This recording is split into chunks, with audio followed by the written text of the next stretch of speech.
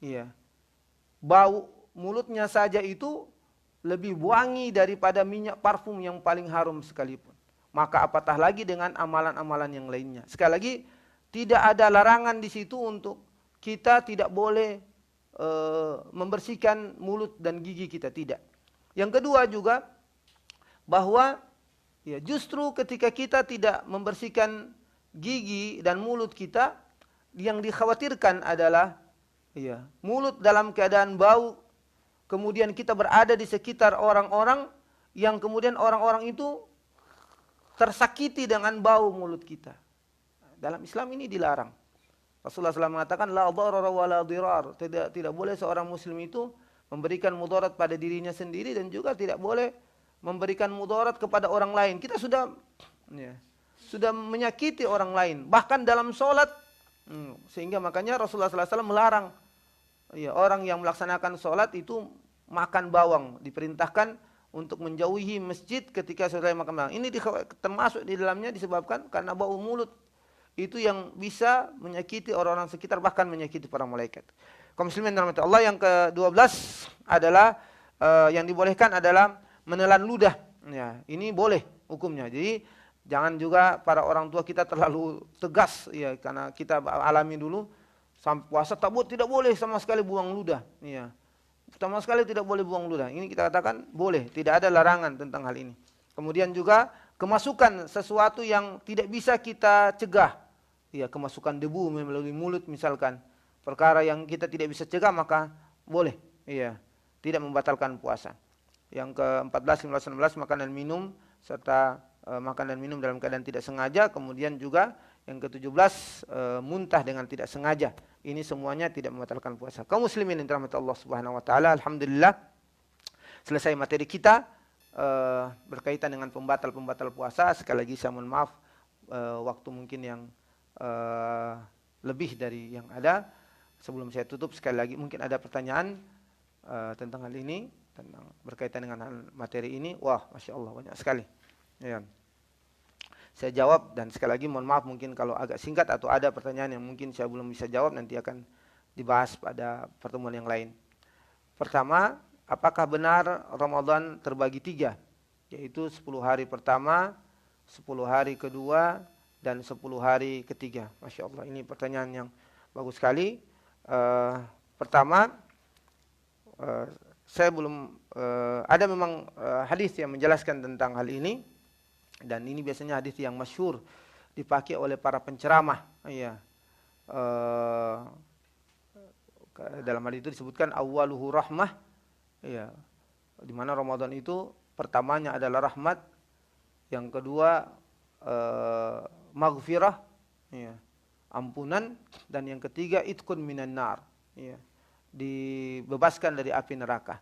Sehingga inilah mungkin yang dijelaskan terbagi 3 tadi. Jadi mungkin 10 hari pertama tadi rahmat, 10 hari kedua ampunan Allah, dan 10 hari ketiga kemudian dibebaskan dari api neraka. Pertama, Allahu alam, kami pernah mengkaji hadis ini, walaupun nanti insyaallah kita akan sebutkan secara dalil syar'i. Kami mengkaji hadis ini termasuk hadis yang lemah, bahkan diingkari oleh para ulama. Ya. Hadis ini mungkar, ya, masuk kategori hadis mungkar. Olehnya sebaiknya para ustadz-ustadz yang memberikan ilmu dalam bentuk ceramah dan lainnya sebaiknya tidak menjadikan ini sebagai dalil. Iya. Yang kedua juga pemahaman dan yang akan diambil dari hadis ini oleh orang-orang yang salah juga ini tidak baik. Kenapa? Karena akan ada di antara kaum muslimin yang beranggapan bahwa kita hanya puasa di awal saja, 10 hari awal saja. Kenapa? Karena di 10 hari awal saja kita sudah dapat rahmat dari Allah. Atau kemudian ada yang langsung beranggapan, oh enggak, 10 hari pertama enggak usah, 10 hari kedua enggak usah kita puasa. Nanti di 10 hari ketiga saja. Kenapa? Karena nanti di 10 hari ketiga itu itqun minan nar, dibebaskan dari api neraka. Nanti di 10 hari terakhir itu baru kemudian kita berpuasa. Jika ada orang memahami seperti ini, tentu sekali lagi tidak benar. Iya. Tidak benar. Dan inilah efek buruk ketika kita mengamalkan hadis yang dhaif, hadis yang lemah, dan bahkan hadis yang mungkar. Wallahu alam. Nanti akan lebih jelasnya akan disinggung juga mungkin oleh pemateri ya. Ada mungkin salah satu ustadz yang akan menyebutkan ini, Ustadz Zainuddin Syamsuddin, salah satu mahasiswa semester akhir di Universitas Islam Medina, yang beliau ya saat ini masih berada di sana. Beliau yang mungkin juga akan menyebutkan tentang hadis ini dalam materi beliau, hadis-hadis palsu seputar bulan Ramadan. Taib. Pertanyaan yang kedua, puasa setengah hari untuk anak-anak, apakah dibolehkan? Ini ya, apakah hukumnya? Apakah hukumnya? Pertama, tentu dalam Islam tidak ada puasa setengah hari. Walaupun dalam kitab ini disebutkan juga Imam Malik, salah satu pendapat dari Imam Malik, jika dalam situasi tertentu, ada orang yang sudah melewati setengah atau sudah masuk di siang hari bulan Ramadan, katanya sudah dianggap sah puasanya. Wallahu alam, tentu ini pendapat yang sama sekali tidak kuat, karena mayoritas para ulama mengatakan bahwa ya puasa itu asalnya dari terbit fajar, dan ini pengertian puasa sampai terbenam matahari. Jadi tidak ada puasa setengah hari. Ya. Oh, kalau puasa setengah hari berarti pahalanya setengah, Ustaz. Tidak ada. Puasa itu harus diselesaikan dari terbit fajar sampai terbenam matahari. Tapi masalahnya, Ustaz, ini ada anak-anak yang perlu ajaran, ya, perlu pembinaan, di mana mereka tidak mungkin bisa sekaligus untuk melaksanakan ibadah puasa. Pertama, kita jawab bahwa anak-anak itu asal hukumnya dia tidak sama sekali kena hukum taklif, tidak dibebankan masalah hukum, termasuk dalam hal ini puasa.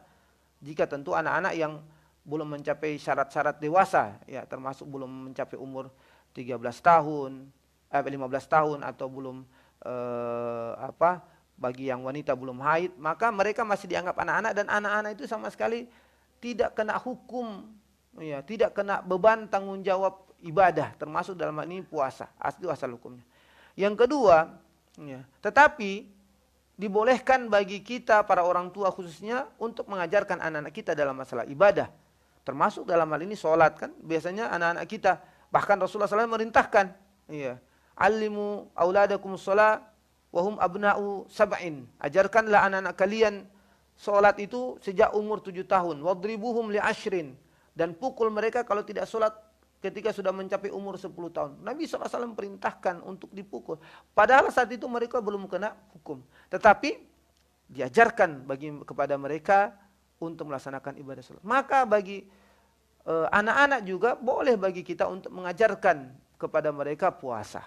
Ya. Termasuk bisa jadi dalam hal ini mengajarkan mereka puasa, mungkin apalagi di awal-awal setengah hari dulu. Nanti setelah itu setengah hari dia bisa lanjutkan, kemudian bertahap ditambah lagi jamnya dan seterusnya. Insya Allah tetap saya katakan, ya, hukumnya tidak masuk hukum apa-apa, karena dia masuk bagian dari bentuk pembinaan dan pengajaran. Jadi wallahu alam, boleh-boleh saja, ya, dalam hal ini kita mengajarkan seperti itu. Ya, tetapi juga tetap ditekankan kepada anak-anak kita bahwa ini belum dianggap puasa, karena puasa itu dia harus sampai terbenam matahari. Jangan sampai mereka terus meyakini dari kecil bahwa puasa itu hanya setengah hari sudah dianggap cukup, sudah dianggap sah, maka ini juga tidak benar. Iya. Tapi sekali lagi kalau hanya dalam bentuk pembinaan dan pengajaran sah-sah saja. Wallahu a'lam.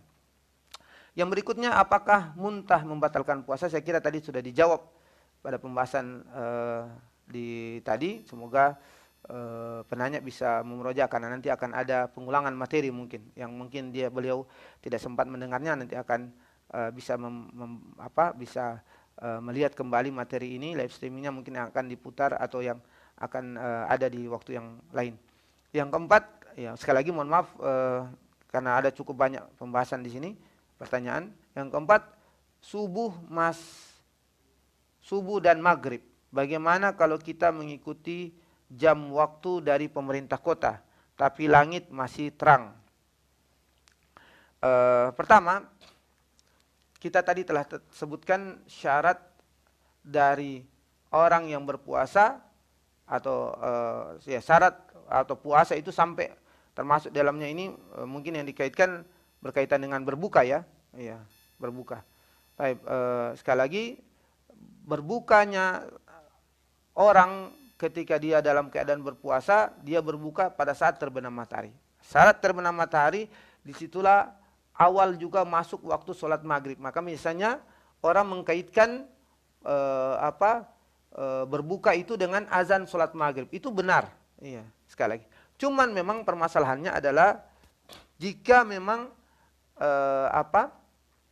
ada yang meyakini bahwa maghrib atau azan maghrib di satu masjid misalkan ternyata belum masuk pada waktu terbenamnya. Ini tadi berarti dari pertanyaan ini saya mohon maaf, saya yakini bahwa dari pertanyaan ini orang ini dia yakin belum masuk waktu maghrib karena tadi dia masih terang. Ya.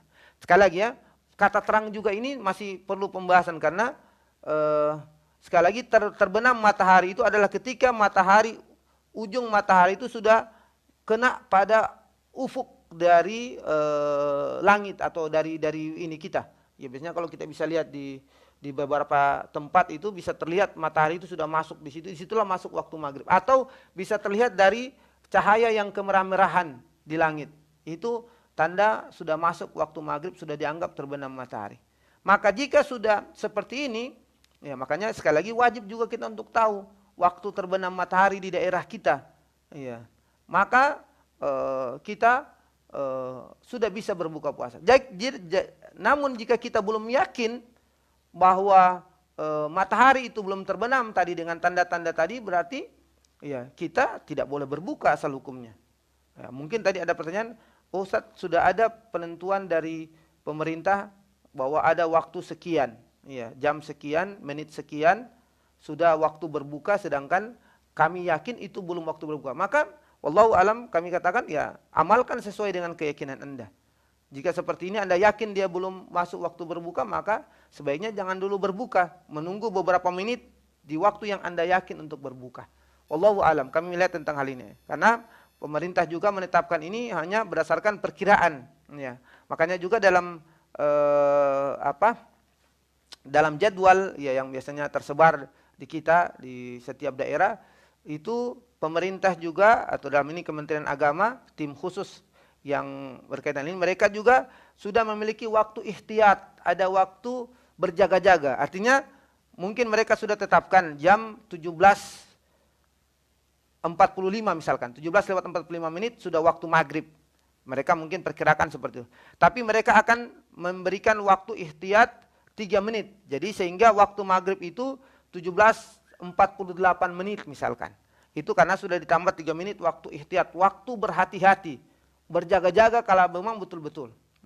Tapi sekali lagi semuanya bermuara pada keyakinan kita masing-masing. Kalau kita menganggap belum masuk waktu, maka belum waktu masuk berbuka, kita menganggap masih terang, belum maghrib, maka sebaiknya kita menahan diri sampai betul-betul kita yakin untuk kita berbuka puasa. Wallahu ta'ala alam.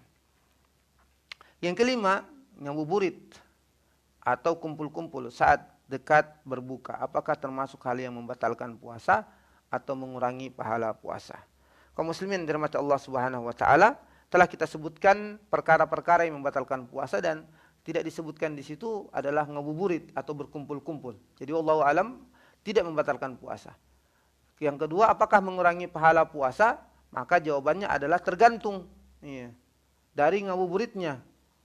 Jika berkumpul-kumpul dalam suatu yang berfaedah, suatu yang baik dalam majelis ilmu, maka jawabannya adalah bagus, baik, tidak masalah.